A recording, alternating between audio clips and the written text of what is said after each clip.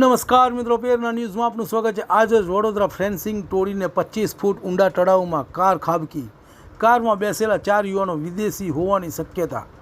NDRF દ્વારા ખટંબાના તળાવમાં શોધખોળ શરૂ।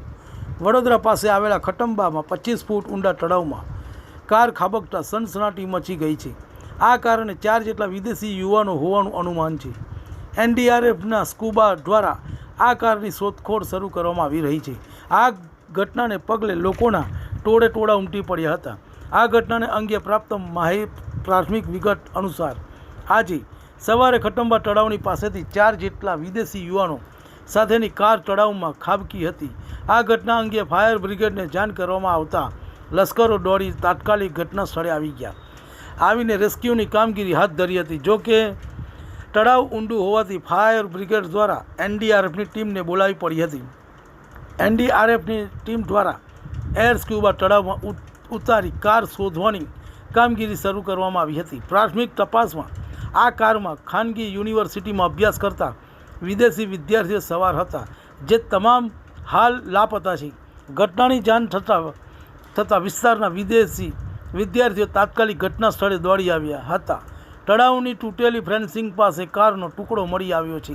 હાલ ફાયર બ્રિગેડ દ્વારા કારનું લોકેશન મેળવવામાં સફળતા મળી છે, પરંતુ ત્યાં સુધી ફૂગ પહોંચાડી તેને ખબર કાઢવામાં જોઈએ તેટલી જલ્દી સફળતા મળી નથી।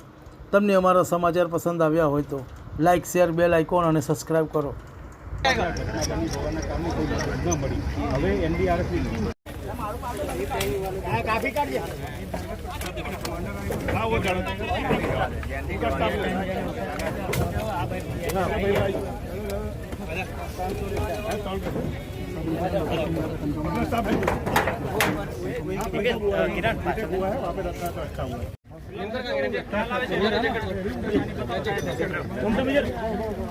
ममता को दे दो जैकेट और कॉर्नर पे